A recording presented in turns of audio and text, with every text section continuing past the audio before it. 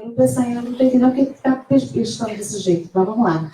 Até maio de 67, ela se chamava Universidade Rural do Brasil, e depois mudou o nome para essa atual denominação, de Universidade Federal Rural do Brasil, né, quando saiu do Ministério da Educação, quando passou para o Ministério da Educação e Cultura.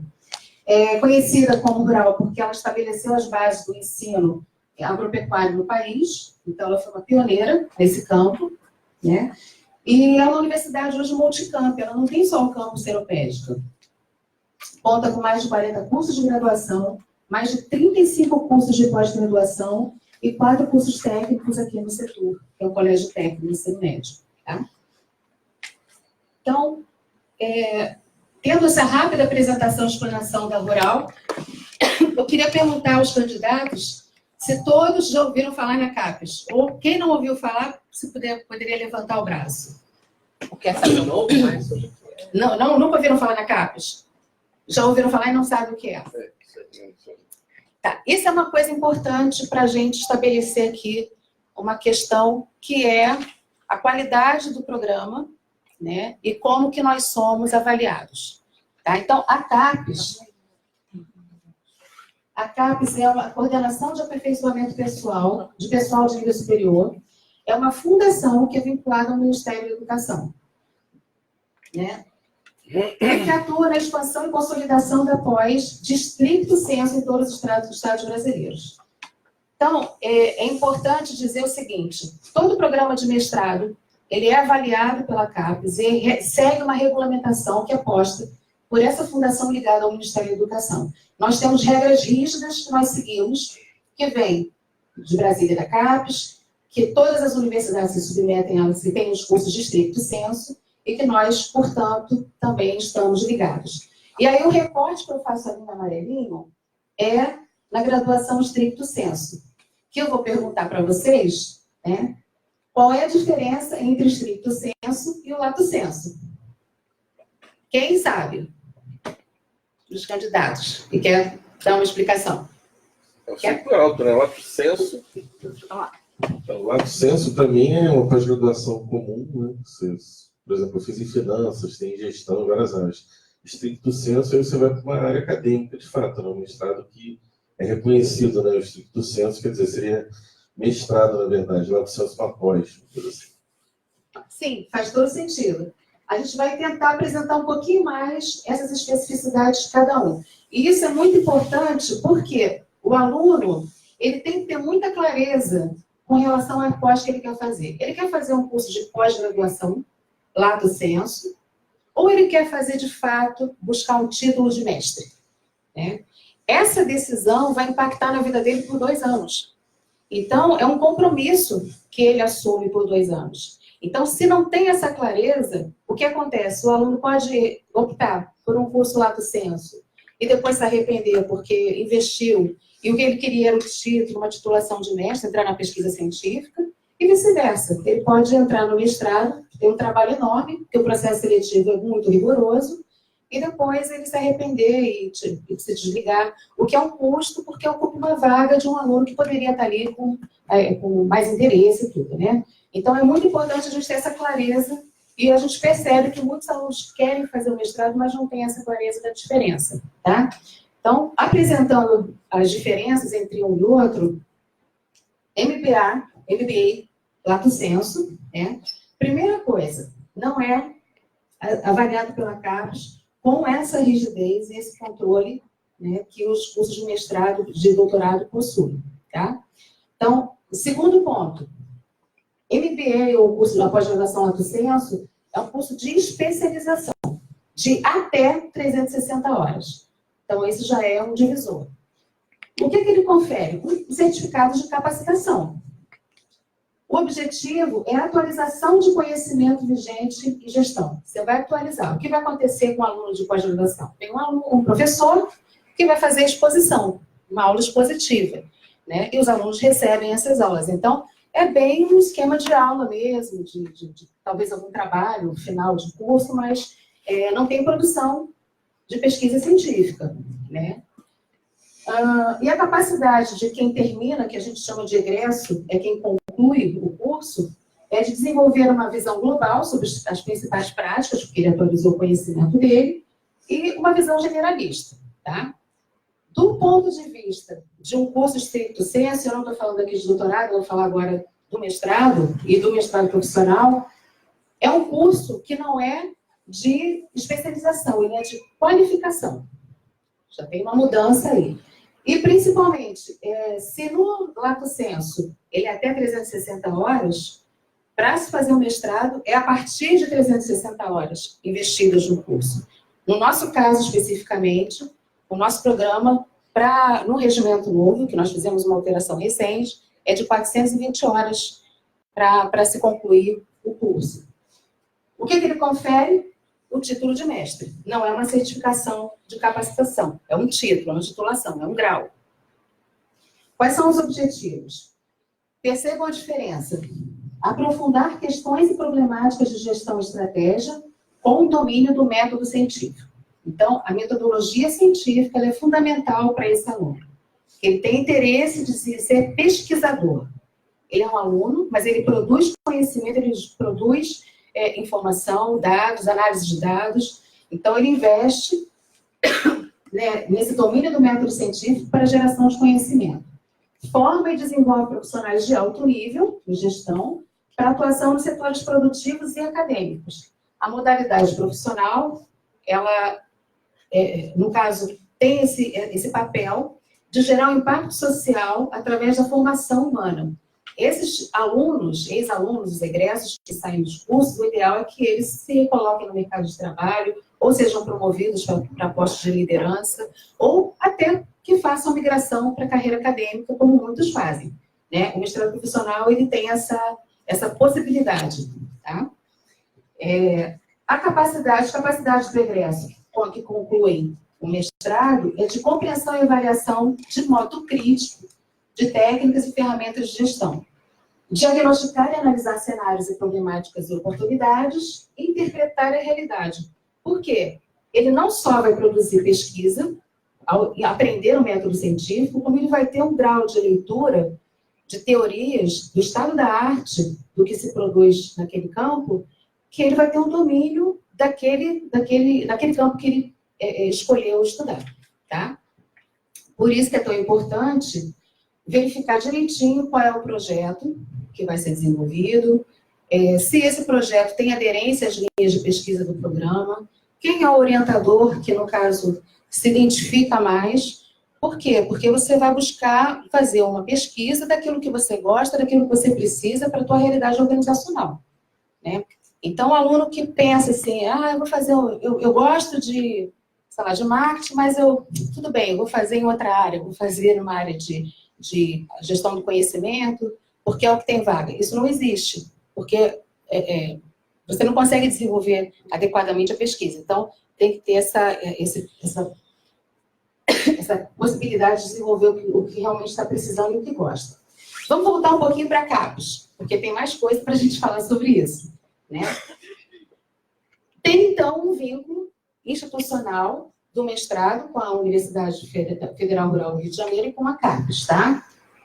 A CAPES, ela avalia 49 áreas de conhecimento que são agregadas em 2 níveis. No primeiro nível, nós temos 3 colégios, que eles chamam de colégios, né, que agregam grandes áreas. Ciências da vida, ciências exatas, tecnológicas e multidisciplinar, e a área o colégio na qual nós inserimos, que é o Colégio de Humanidades. No Colégio de Humanidades, tem essas áreas de conhecimento, ciências humanas, ciências sociais aplicadas, linguísticas, letras e artes.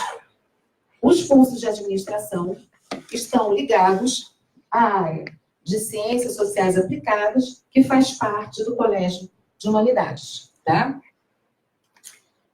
Isso é o que eu acabei de falar, né? E avalia os cursos de administração pública de empresas, ciências contábeis e turismo. Por que isso é importante? Porque as métricas, os indicadores de avaliação vêm dessa configuração. Tá? O estágio atual da área de administração, para vocês terem uma ideia, né, de onde que nós estamos inseridos no contexto nacional. Em 2016, essa área de conhecimento de administração já agrupava 184 programas de pós-graduação, 62 doutorados, 107 mestrados acadêmicos e 75 mestrados profissionais. Esse número já mudou. São 11 pós-graduações, né, em administração pública, 135 em administração de empresas, e 27 em ciências contábeis e 11 em turismo. Tem havido um decréscimo na criação e oferta de mestrados acadêmicos e um crescimento na oferta e criação de mestrados profissionais. Hoje, isso já é concreto, o número de titulados de mestrados profissionais já inverteu, já é maior do que dos mestrados acadêmicos. Então, tem uma questão de carreira aí que está sendo posta, que está sendo repensada, a gente ainda não sabe muito bem quais são os rumos, mas isso significa que o mestrado profissional veio para ficar.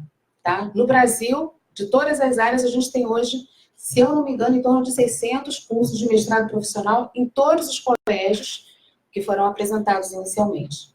Então, mestrado profissional, ele não é o primo pobre do mestrado acadêmico. Muito pelo contrário, ele é tão significativo, forte, né, com suas especificidades, como o mestrado acadêmico, o mestrado profissional, né, e, no caso, tem seu valor também que merece ser colocado, ser pensado.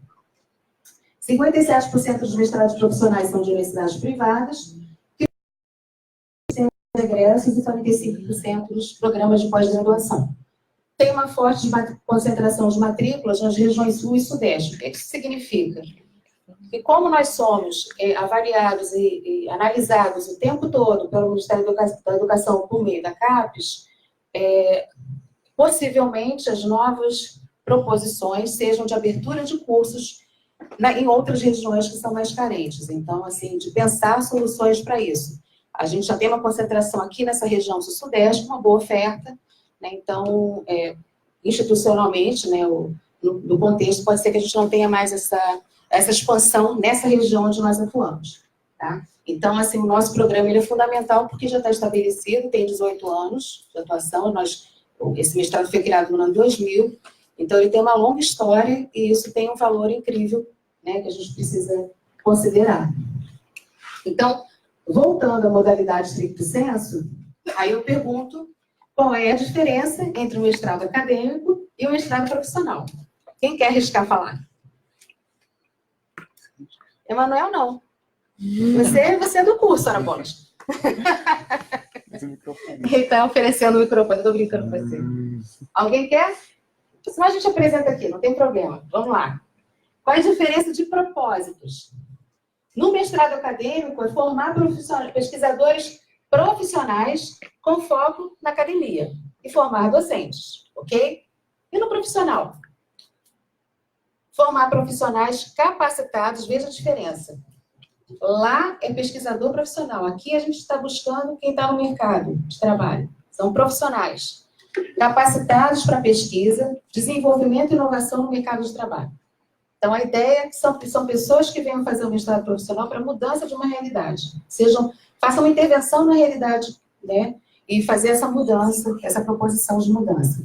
Capacitar profissionais que serão multiplicadores do conhecimento no seu campo profissional. Tá? Então,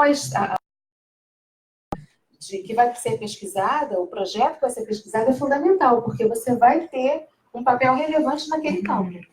É isso que se espera. Formar um profissional pesquisador que tenha foco no mercado, né? E também formar docentes. Porque muita gente pergunta assim, mas se eu fizer um mestrado profissional depois eu consigo dar aula? Consegue, você vai sair com título de mestre. Então, não tem problema nenhum, né? Eu sou ex-aluna desse mestrado.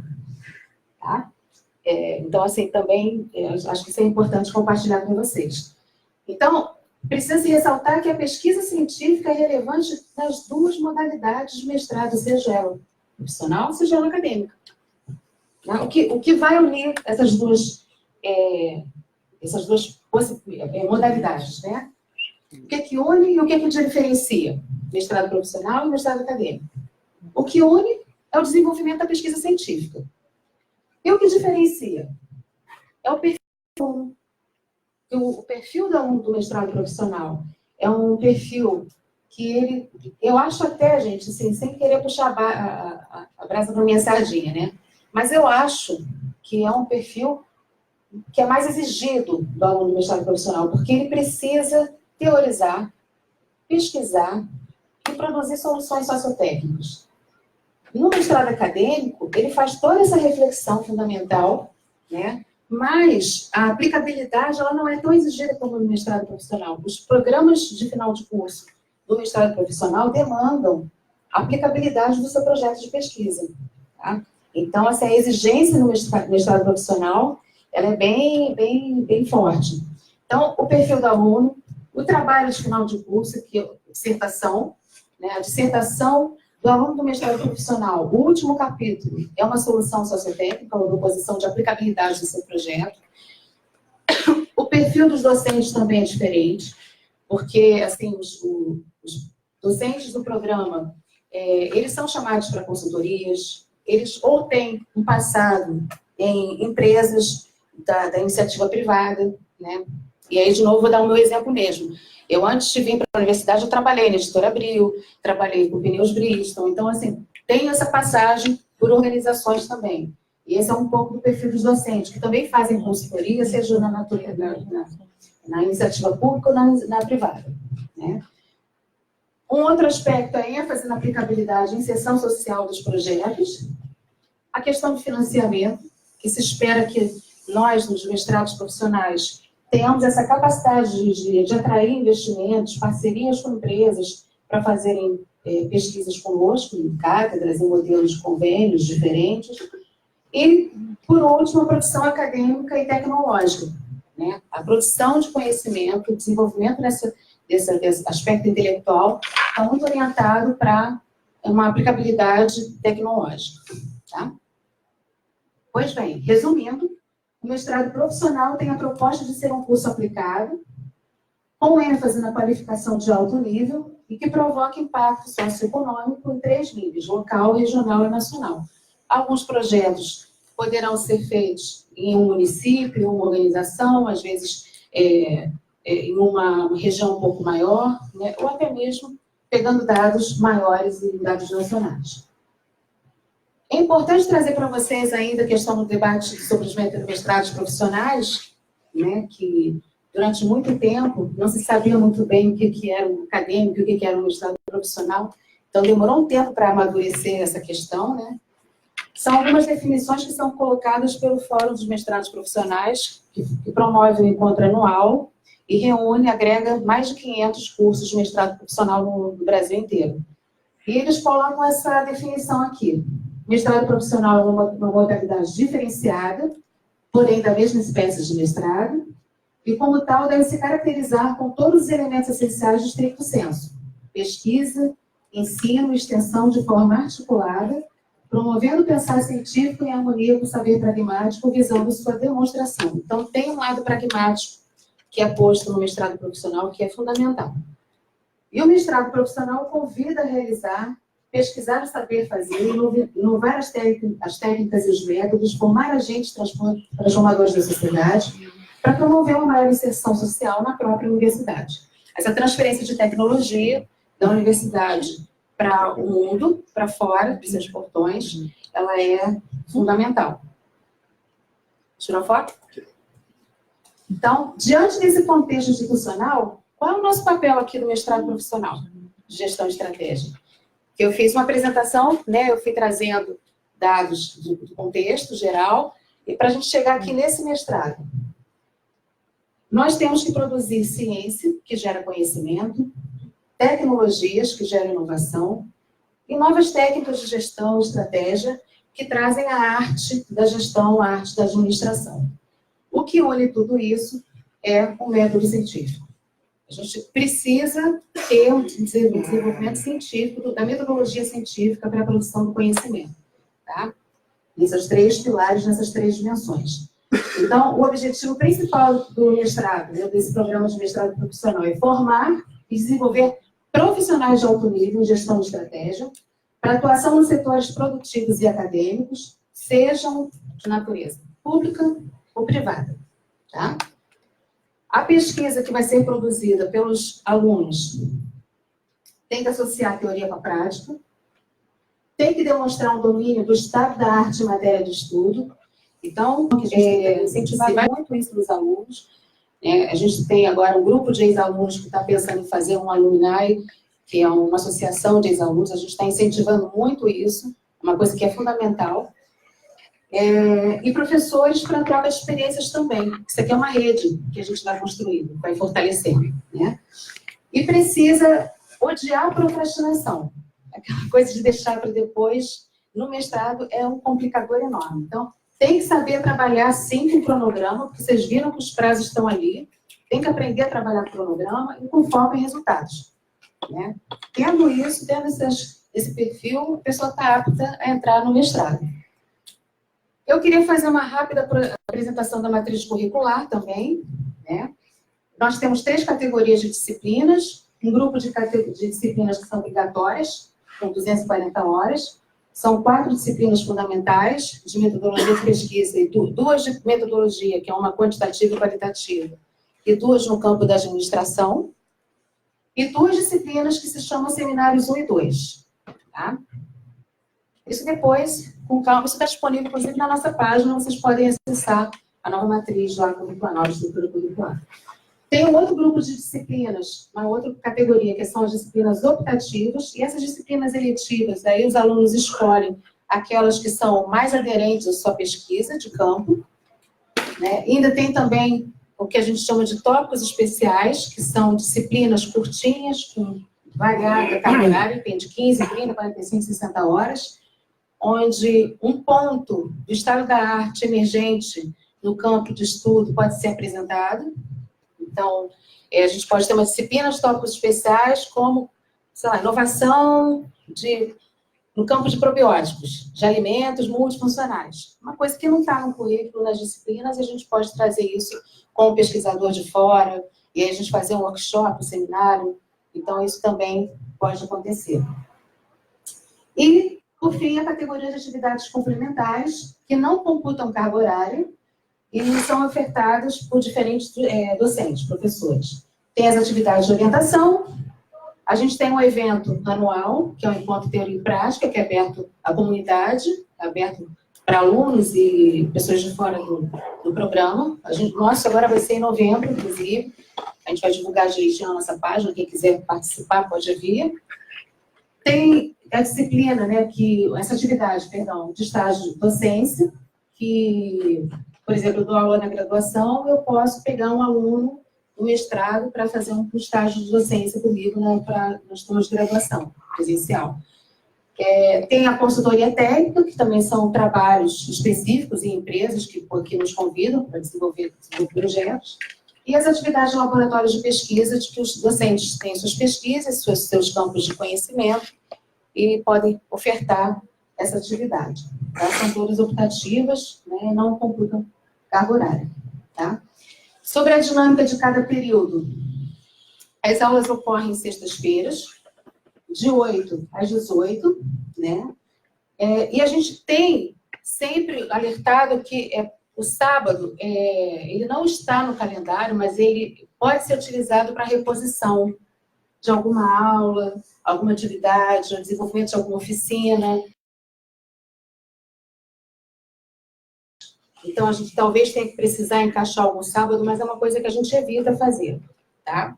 A ideia é que a gente deixe o sábado para vocês estudarem o que aprenderam na sexta. O domingo, da parte da manhã, que traz problemas organizacionais, que apresenta que tem essa vontade de apresentar uma solução para uma questão que o envolve na vida profissional, porque isso vai dar um upgrade para ele mesmo, ao retornar. E isso é a transferência de tecnologia que a gente fala. Vem para cá para a universidade, traz a empresa para cá e volta, né, com uma solução que ele levou 2 anos estudando. Ele fala assim, mas 2 anos precisa? Talvez assim, precisasse até demais. Como diz a professora Bia, tem problemas que são para uma vida inteira, né? E tem alguns que, assim, só para a próxima encarnação, mas, assim, em 2 anos a gente tem que dar conta, né? E aí eu não terminei a frase, que propõe sugestões passíveis de implementação, porque também a pesquisa ela tem que ter isso, né? Gerar uma solução que seja realmente aplicável.